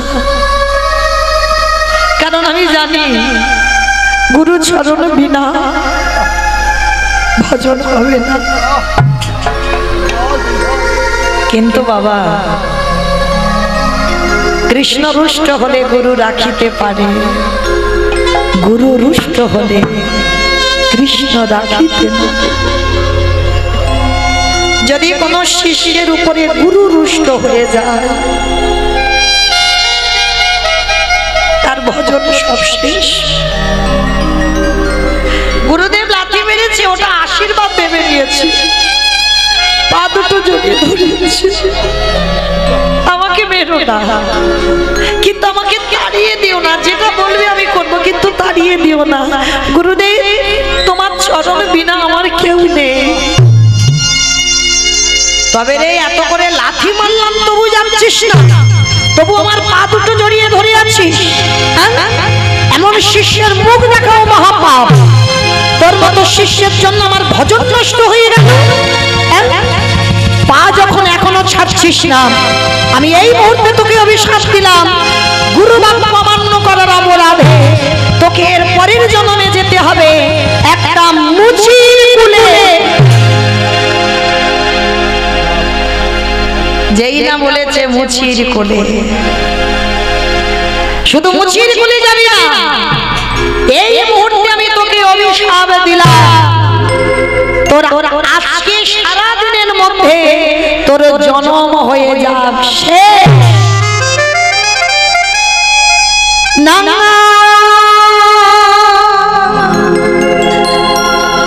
বলো না, আমি আর সইতে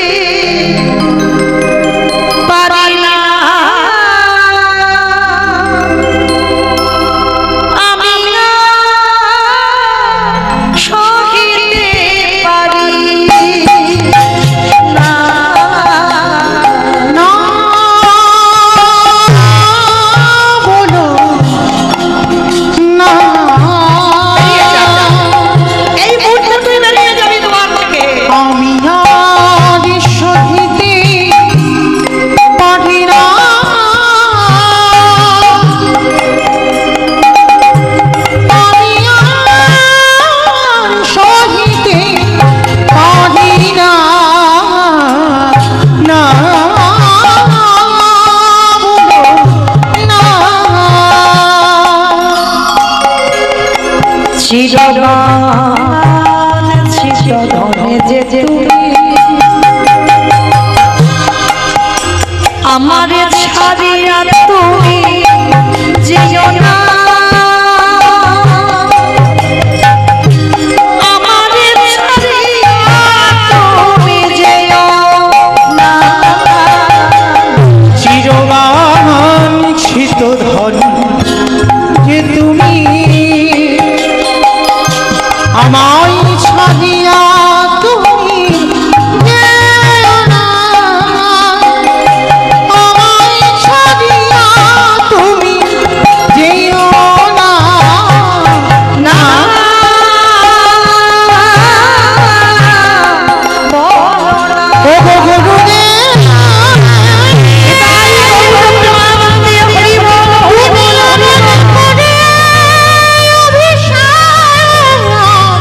দিও না আমি যে শহীদ পারিব না। কি অভিশাপ দিল শুধু লাথি মারলো না তোর জন্ম হবে মুচির কুলে আজকে 24 ঘন্টার মধ্যে তোর জীবন হবে শেষ এতক্ষণ যে ছেলেটা চরণ ধরে কাঁদছিল পাটা ছেড়ে দিয়েছে ঠিক করেছ গুরুদেব তুই ঠিক করেছ আমার মতো পাপীর কোনো অধিকার নেই তোমার চরণ সেবা করার গুরুদেব এই যে তুমি আমায় অভিশাপ দিলে আমি মুচি খুলে যাব কিন্তু গুরুদেব তোমার চরণে আমার নিবেদন আমি রামে জানি না নারায়ণে জানি না আমি কৃষ্ণ জানি না আমি ওই মুচি কুলে গিয়ে যেন আমি গুরু চরণ ভুলে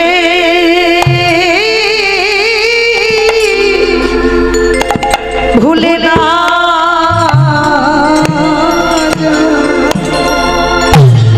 আমি যে চরণে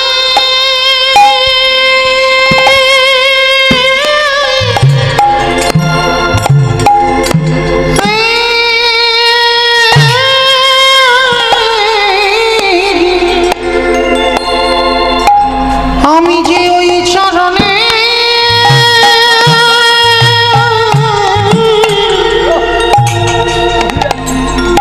বড়ই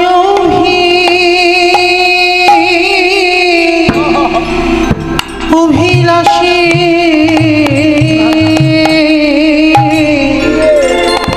ও গো গুরুদেব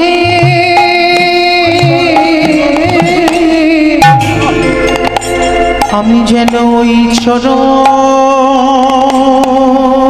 যেন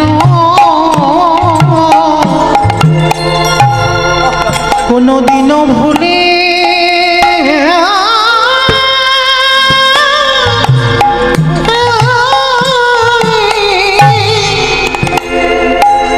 ভুলে না যা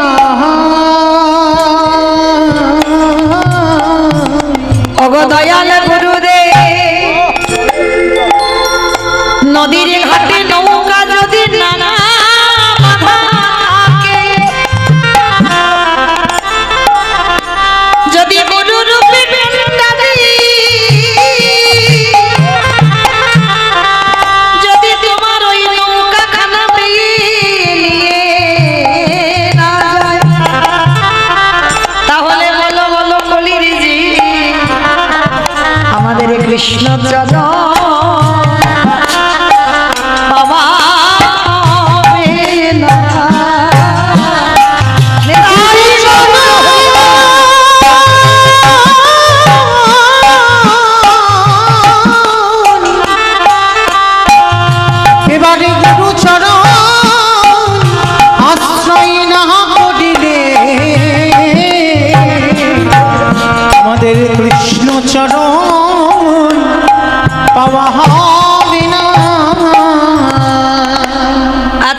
ছেলেটাকে এত কথা বলছে, মারলো, মুচির কোলে জন্ম দিল, বললো আজকেই তোর মৃত্যু হয়ে যাবে। তবু বলছে গুরুদেব আমি উচ্চ কুলে যাই আর নিচে কুলে যাই, আমি যে কুলে যাই না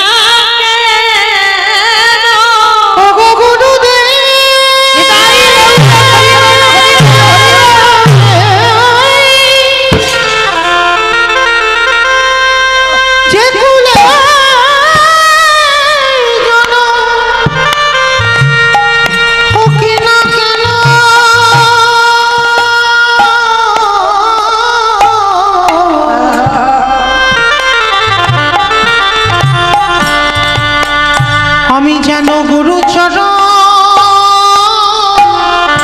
ভুলে না যাই। গুরুদেবের শিষ্যকে ধরে বলল খোকারে আমি বড়ই অপরাধ করে ফেললাম, আমি রাগে বসে ক্রোধে বসে তোরে অভিশাপ দিয়ে দিলাম, কিন্তু তোরে মতো শিষ্যই আমি দেখি নাই, এত মারলাম এত বকলাম এত অভিশাপ দিলাম, তবু তুই আমার চরণ ছাড়বি না। গুরুদেব আশীর্বাদ করো, আমি যেন মুচি কুলে গিয়ে সবাইকে ভুলে যাই, আমি যেন তোমার চরণ না ভুলি। আশীর্বাদ দিল, তথাস্তু তাই হবে বাবা।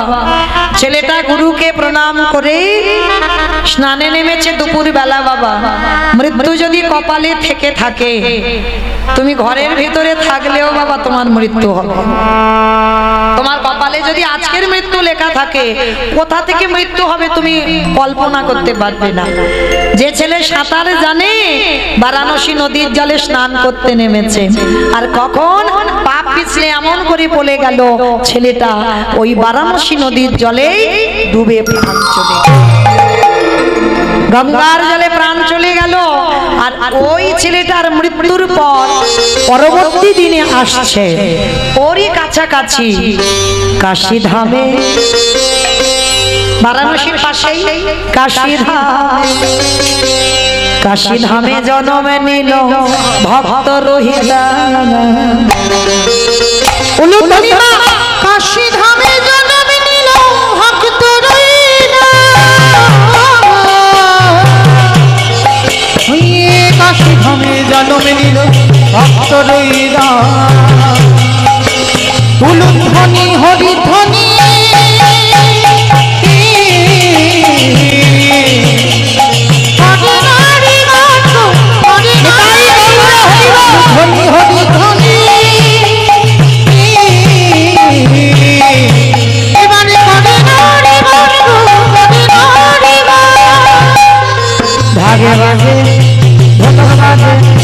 ভাগে বাজে ঢোলক বাজে মাদলে দিল, ভাগে বাজে ঢোলক বাজে মাদলে দিল, ভাগে বাজে ঢোলক বাজে মাদলে দিল, ভাগে বাজে ঢোলক বাজে মাদলে দিল।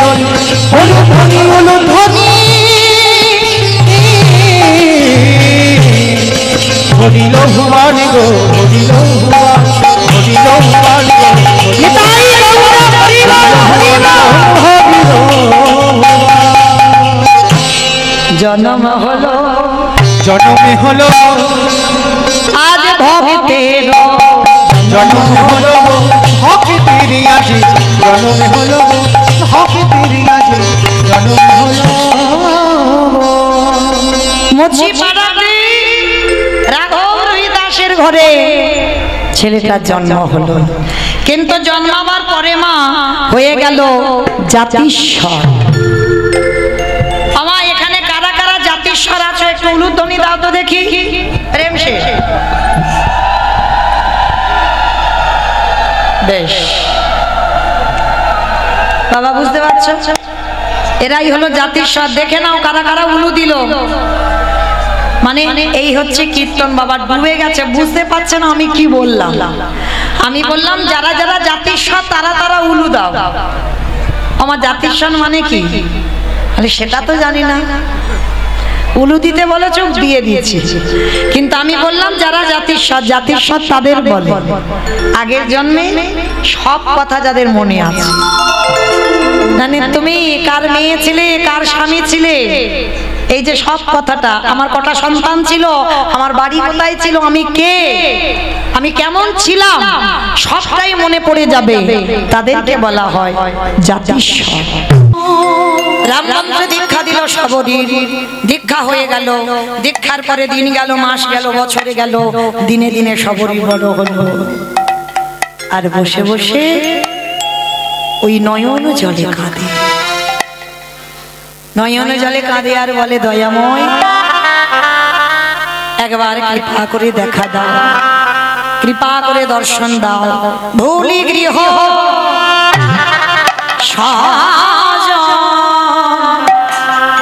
সবে সপেছি তো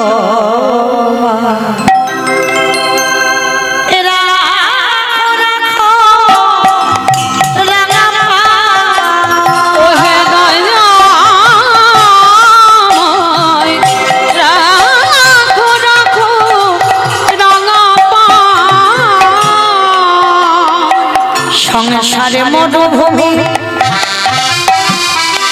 নাহি তরু ছায়া, না নীলা দশা আলো মেঘ ভয়। সংসারে মরুভূমি নাহি তরু ছায়া, না মনে অনুসার কাননে আনন্দ নিপবনে নন্দ দুলারে, আনন্দ নিপবনে নন্দ দুলালে ভূষাদিন হরি অশ্রু যমুনা। রাখো রাখো রাঙা পায় ওরে দয়াময়, রাখো রাখো রাঙা পায় ওরে দয়াময়, রাখো রাখো রাঙা পায়। শবরী প্রত্যেক দিন নয়ন জলে মুখ ভাসিয়ে কাঁদে আর বলে প্রভু ওই একটা একটা করে ফল পাড়ে একটু করে খায়, যেটা টক যেটা তিতো সেটা ফেলে দেয়, সেটা নিজে খেয়ে নেয়, আর যেটা সুস্বাদু মিষ্টি সেটা প্রভুর জন্য তুলে রাখে। নয়নের জলে আজ শবরী মায়া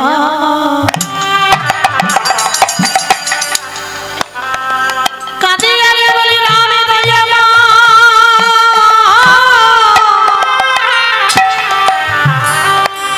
কৃপা করে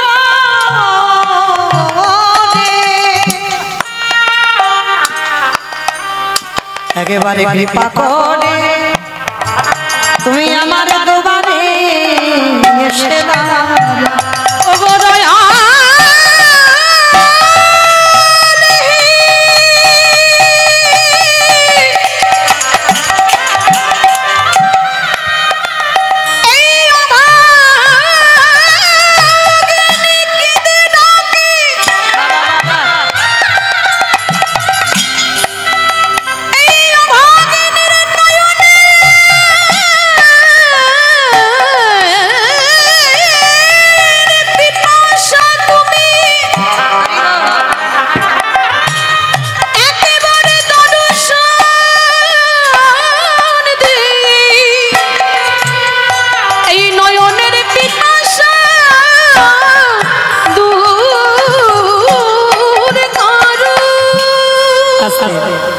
শবরী ফল পেরে রেখে দিয়েছে, কোনটা পচে যায় কোনটা পোকা লেগে যায় আর যেটা শুকিয়ে যায় রেখে দেয়।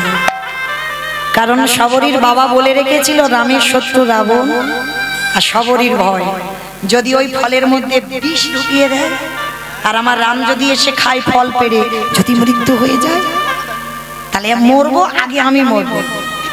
প্রত্যেকটা ফল খেয়ে দেখে ভালোবাসা দেখেছে। আমরা বলি এটো ফল দিলে ভগবান খায় না, কে বলেছে খায় না? দিতে শেখো, সে জায়গাটা তৈরি করতে হবে। শ্রী শ্রী রামকৃষ্ণ পরমহংসদেব একবার করে শশা কামড় দেয় আর মাকে বলে না মা খা, কি গো বলে তো? যখন পায়খানায় বসেছিল দক্ষিণেশ্বরে ওই গঙ্গার পাড়ে, শশা বেঁচে যাচ্ছিল, আর কচি শশা তো দেখে লোভ হলো, নিজের জন্য নয় মার জন্য নিয়ে যায়। সেই পায়খানা করা অবস্থা শশাটাকে নিয়ে ছুটে গেছে, গিয়ে মার মুখের কাছে ধরেছে, খানা মা। ও আমি খাইনি বলে খাবিনি, নিজে একবার কামড় দিয়েছে, এবার গালে ধরেছে, খা। খাই, খাওয়াতে হয়, সেই শিক্ষাটা অর্জন করতে হবে, সে ভজনটা তৈরি করতে হবে। সবরই করেছিল, খেয়ে খেয়ে রেখে দিত। রামে দয়া কৃপা হয়ে গেল, একদিনে দরজা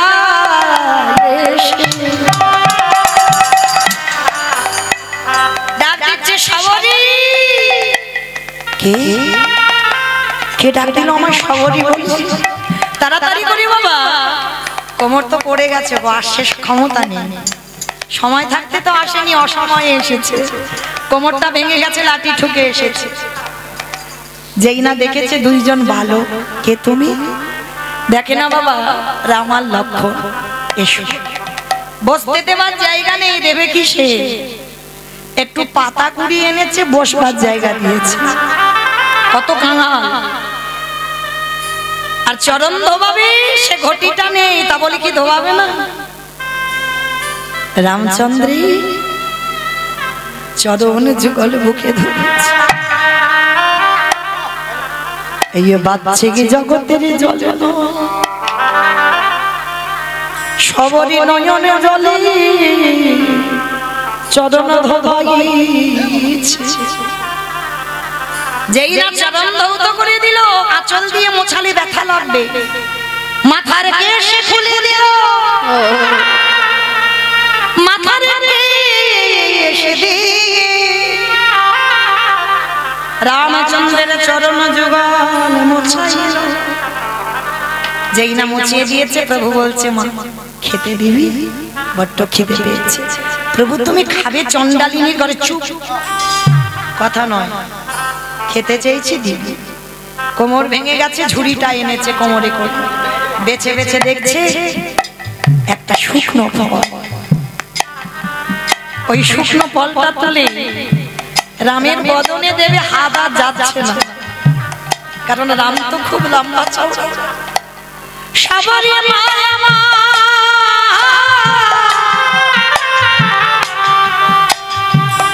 নয়ন জলে কাঁদে আর বলে, হে দয়াময়, যখন আমার সময় ছিল তখন তুমি এলে না, আজ আমার ক্ষমতা রইল না, তুমি আমার দুয়ারে গেলে। ভগবান বললেন, সবরি মা,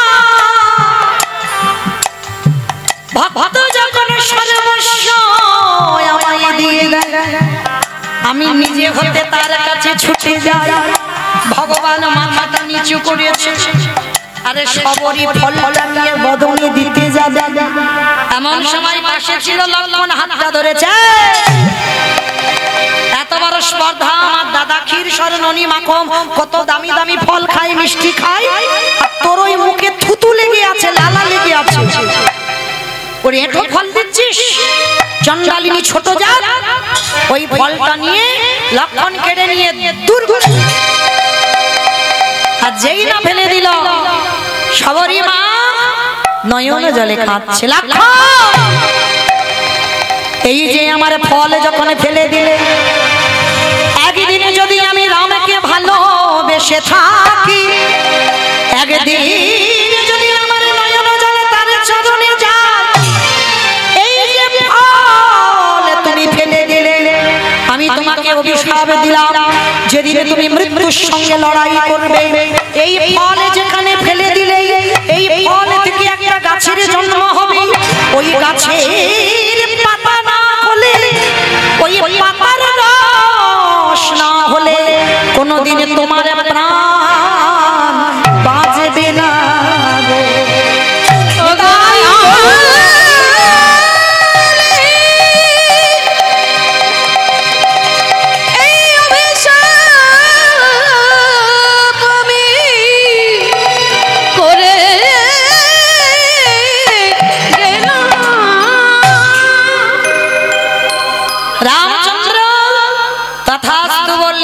কথা দিলাম শবরী মাতাই হবে।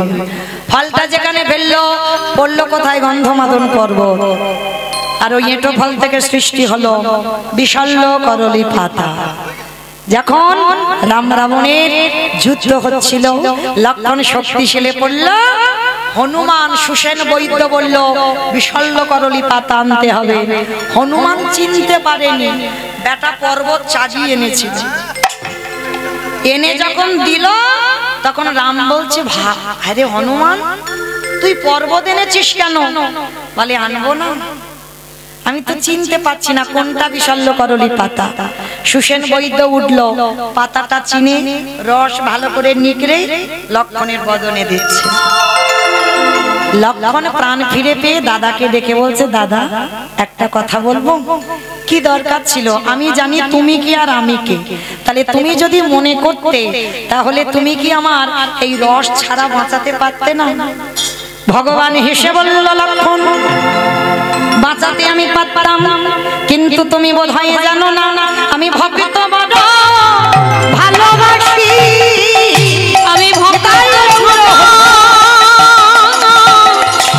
রইতে নারী, ভক্ত বড় ভালোবাসি। বলিয়ে যুগে নয় যুগে যুগে আমি ভক্ত বড় ভালোবাসি। আমি এ যুগে নয় যুগে আমি ভক্ত বড় ভালোবাসি। আমি এই প্রতিজ্ঞা করে গেলাম, এ যুগে নয় প্রতিজ্ঞা করে গেলাম, এ যুগে নয় যুগে যুগে ভক্ত বড় ভালোবাসি। আস্তে। এইবার রঘুপতি রামচন্দ্র বললেন, লক্ষণ মনে পড়ে শবরীর এঁটো ফল আমাকে খেতে দিলি না? থুতু লালা লেগেছিল বলে একেবারে চেয়ে দে। ওই শবরীর থুতু লালা লেগেছিল, যে ফল থেকে বিশল্য করলি পাতার জন্ম, সেই ফল আজ তোকে খেতে হলো। শবরীর মুখে থুতু তোর মুখে গেল। ওরে ভাই রে, এই জগতে আমি ভগবান হয়ে আমি নিচু উঁচু বিচার করি না। যে আমায় কায় মনোভাবে একবার ভালোবাসি, আমি সারা জীবন তার চরণের দাস হয়ে যায়। ওরে লক্ষণ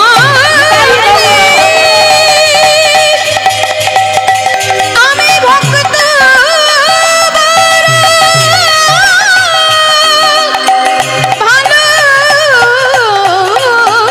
ভালোবাসি। ফিরে এলেন শবরী মা। এইবার শবরী মাকে বললেন, চলো যারা ঘৃণা করতো তোমাকে আমি একটু জাতে তুলবো। সবাই মতঙ্গ সাধুদের বলছে, দেখো তোমরা যে দর্শন পেলে আমার জন্য নয়, তোমাদের ভক্তিতে নয়, শবরীর ভক্তিতে আমি এসেছি। সবাই শবরীকে সম্মান করলো, সবাই শবরীকে প্রণাম করলো। শবরী বলছে, প্রভু একবার দাঁড়ান।